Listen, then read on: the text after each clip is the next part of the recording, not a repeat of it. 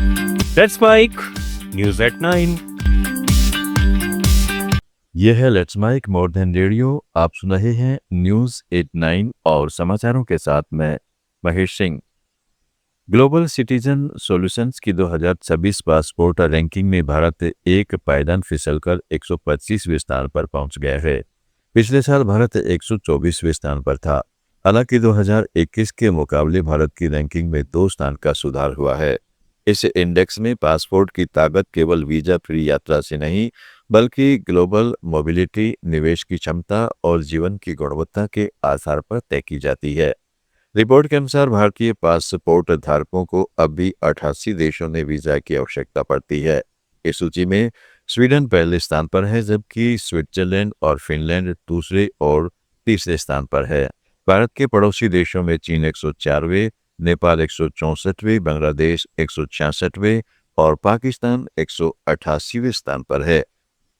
पाकिस्तान के कब्जे वाले कश्मीर में पाकिस्तान प्रशासन के खिलाफ विरोध प्रदर्शन फिर तेज हो गए हैं।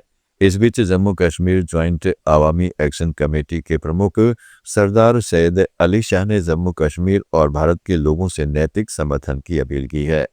उनका कहना है कि क्षेत्र में लोगों के अधिकारों का दमन किया जा रहा है और उनकी आवाज दबाई जा रही है।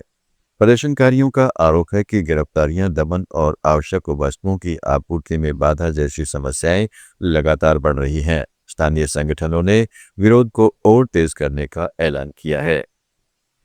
पश्चिम बंगाल के मुर्शिदाबाद जिले में अवैध घुसपैठ के खिलाफ चलाए जा रहे अभियान के दौरान पुलिस ने भगवान गोला रेलवे स्टेशन परिसर से बांग्लादेश के 9 नागरिकों को गिरफ्तार किया है।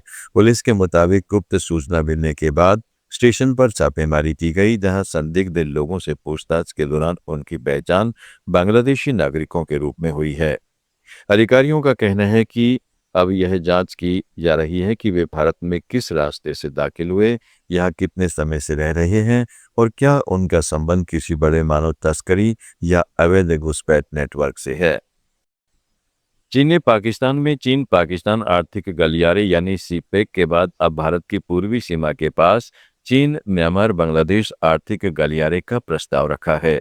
यह परियोजना चीन के यूनान प्रांत को म्यांमार के रास्ते बांग्लादेश से जोड़ने की योजना का हिस्सा है, जिससे उसे बंगाल की खाड़ी तक सीधी पहुंच मिल सकती है। भारत के लिए यह रणनीतिक रूप से महत्वपूर्ण माना जा रहा है, क्योंकि चीन पहले ही पश्चिम में सीपेक के जरिए अरब सागर तक पहुंच बना चुका है और अब पूर्वी क्षेत्र में अपना प्रभाव बढ़ाने की कोशिश कर रहा है। हालांकि इस परियोजना के सामने म्यांमार की अस्थिर सुरक्षा स्थिति बड़ी चुनौती मानी जा रही है, लेकिन इसके प्रस्ताव ने भारत की पूर्वी समुद्री और क्षेत्रीय रणनीति पर नई चर्चा छेड़ दी है। भारत के पूर्वोत्तर क्षेत्र को लेकर जापान की रणनीति अब पहले से कहीं अधिक मजबूत होती दिख रही है। जापान इस क्षेत्र को भारत की एक्ट ईस्ट नीति और हिंद प्रशांत रणनीति का अहम हिस्सा मान रहा है। असम, मेघालय और दूसरे पूर्वोत्तर राज्यों में सड़क, शहरी विकास, कौशल प्रशिक्षण और संपर्क परियोजनाओं में जापानी निवेश लगातार बढ़ रहा है। हाल में मेघालय ने 5 साल में 5,000 युवाओं को जापान में प्रशिक्षण और रोजगार से जोड़ने का समझौता किया है, जबकि असम में भी बड़े स्तर पर कौशल विकास की योजना चल रही है। विशेषज्ञों का मानना है कि बांग्लादेश, म्यांमार और दक्षिण पूर्व एशिया से जुड़ा पूर्वोत्तर अब केवल सीमावर्ती इलाका नहीं बल्कि भारत-जापान रणनीतिक साझेदारी और क्षेत्रीय संपर्क का प्रमुख केंद्र बनता जा रहा है।